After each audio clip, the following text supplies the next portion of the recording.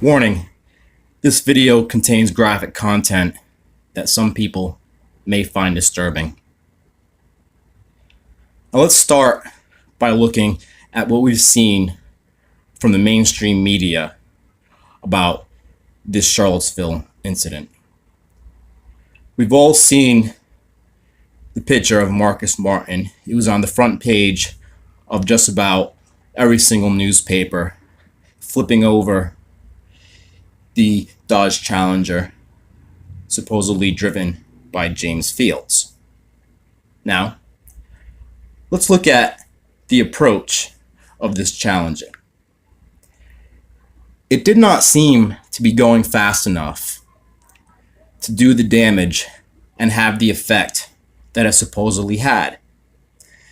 It supposedly hit this lady in the teal green shirt, flipping her feet first in the air over the Toyota Camry.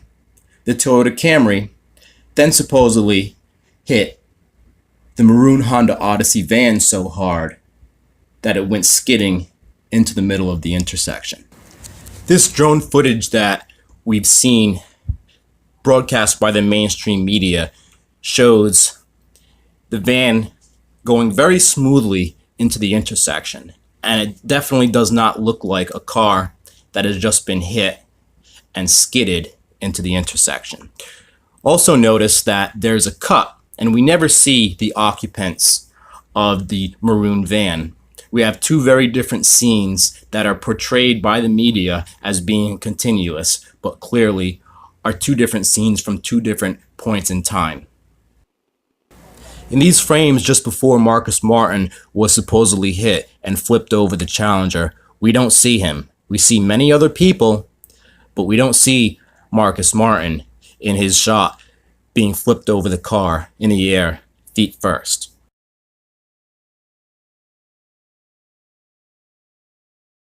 Independently released footage has shed a tremendous amount of light on what really happened in Charlottesville. First, we see the back of the van shows no damage, despite it supposedly being hit while it was parked so hard that it would go skidding into the intersection. Ford Fisher of News to Share didn't catch the crash itself, but he caught just before and its immediate aftermath. And what we see from his footage is that this van was sitting parked in this intersection for at least 5 minutes before the crash ever happened. Other independently released footage shows a lady in a teal shirt immediately after the crash rushing to the front driver's side and frantically urging the two occupants of the van to immediately exit the front passenger side door. We also see an image of the driver while she's sitting in the car before getting out, just before the crash. Now in this footage here, we see there's no driver in the maroon van. The driver is in front of the van and raises her camera to film the crash.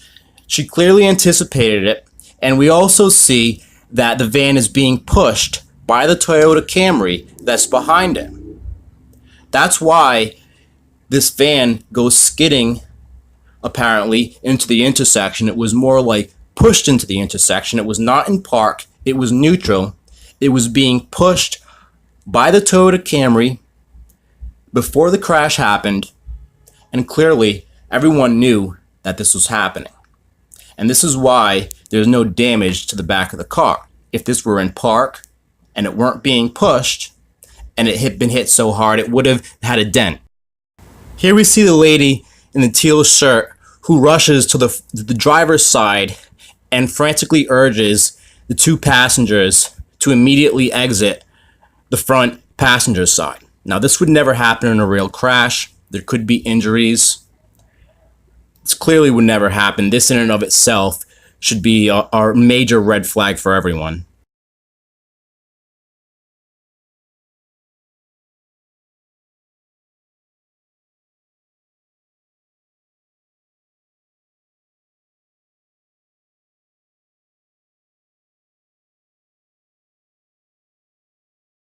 So I searched the plate and it's registered to a Johnny Chandler of Charlottesville, Virginia.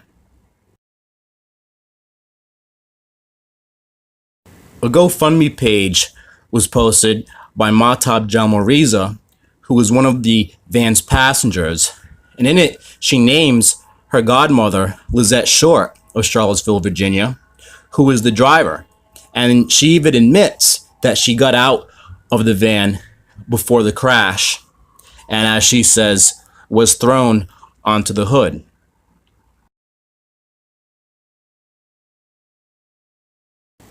So I search for Lizete Short of Charlottesville, Virginia, and we get Lizete Short Chandler of Charlottesville, Virginia. Here we have an image of her. She also goes by Love Short Chandler of Charlottesville, Virginia, and she's married to Ray Chandler of Charlottesville, Virginia, who is actually Johnny Ray Chandler of Charlottesville, Virginia, to whom the van is registered to. So I searched the plate of the Toyota Camry, God KPME of Virginia, and it's registered to Nika Onogwuka of Jamesburg, New Jersey. Nika Onogwuka recently attended Stewart Day School in Princeton, New Jersey, and not coincidentally, one of the lead agitators in this whole event was Cornel West, who of course teaches at Princeton University. The driver and passenger of the Toyota Camry have different names than the person to whom the plate is registered to. They are Mika and Tadrint Washington, and they have filed a lawsuit against James Fields and the organizers of the Unite the Right rally.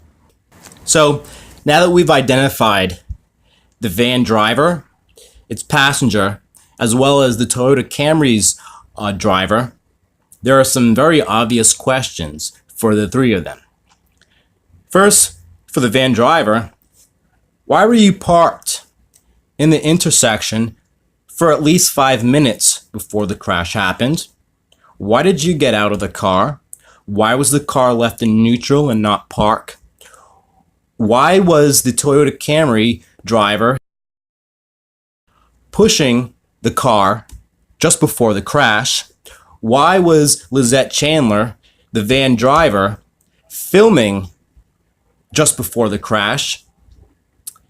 And who ran to the van and frantically urged the two passengers to immediately leave?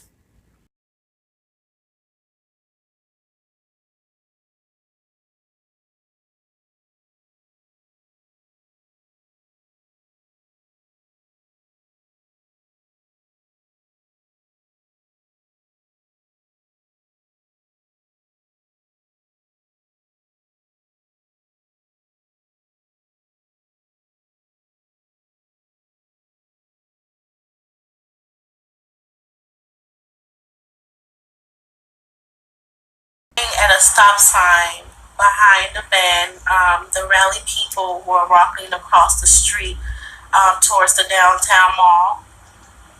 And as I was sitting there watching the people, about 4 or 5 minutes or so, my head, I say I was sitting about 4 to 5 minutes, and my head just was going in my steering wheel.